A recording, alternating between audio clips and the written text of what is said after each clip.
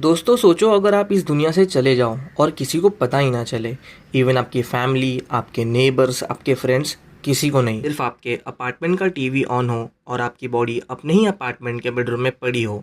ऐसा ही कुछ हुआ था एक ब्रिटिश वुमेन के साथ जिसका नाम था जॉयस कैरोल विंसेंट। तो कौन थी जॉयस? जॉयस एक 38 ईयर ओल्ड वुमेन थी जो नॉर्थ लंदन के वुडग्रीन एरिया के एक छोटे से फ्लैट में अकेले रहती थी। जॉयस बाहर से काफ़ी फन लविंग लेडी थी। जॉयस ने अपने आप को दुनिया से आइसोलेट कर लिया था। इवन अपने फैमिली फ्रेंड से बातचीत काफ़ी कम कर दी थी। तो ईयर था 2003 एंड मंथ था दिसंबर का, और इस वक्त तक जॉयस की डेथ हो चुकी थी। जॉयस की डेथ का एग्जैक्ट रीज़न तो ऑफिशियली अब तक कंफर्म नहीं हुआ है, लेकिन डॉक्टर्स के according may be asthma attack या फिर कुछ और मेडिकल कॉम्प्लिकेशंस हुआ होगा। लेकिन शॉक की बात यह है कि उनकी डेथ 3 इयर्स तक अननोटिस रही। जैसे मैंने बताया, जॉयस एक अपार्टमेंट में रहती थी। जॉयस का फ्लैट रेंट अपने आप बैंक के थ्रू ऑटो पे होता रहता था, इसलिए लैंडलॉर्ड को भी कभी कोई शक नहीं हुआ। इवन उनका इलेक्ट्रिक बिल भी सेम प्रोसेस के थ्रू हो जाया करता था। यही सब रीजंस की वजह से कभी किसी ने चेक ही नहीं किया कि अपार्टमेंट में हो क्या रहा है। In 2006, Joyce Carol Vincent, a young single woman, was found dead in a bedsit in London.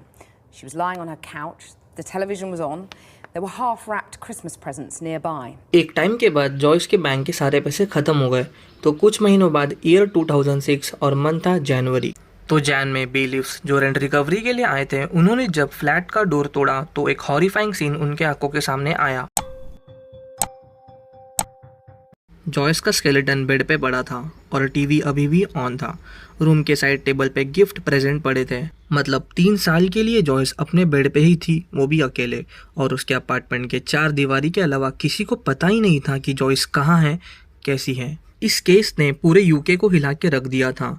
Media पे हेडलाइंस बनाई कि women dies found after 3 years. People were shock कि ऐसी जगह जहां लोग फोन के थ्रू, इंटरनेट के थ्रू कनेक्टेड रहते हैं, वहां एक लेडी जो 3 साल के लिए किसी से कनेक्टेड नहीं है और किसी को पता ही ना चले कि वो अब इस दुनिया में नहीं है। लेटर इस केस पे एक डॉक्यूमेंट्री भी बनी ईयर 2011 में, dreams of a life. So moral of the story ये है कि इंसान की सबसे बड़ी ट्रेजेडी उसकी मौत नहीं बल्कि उसका अकेलापन होता है।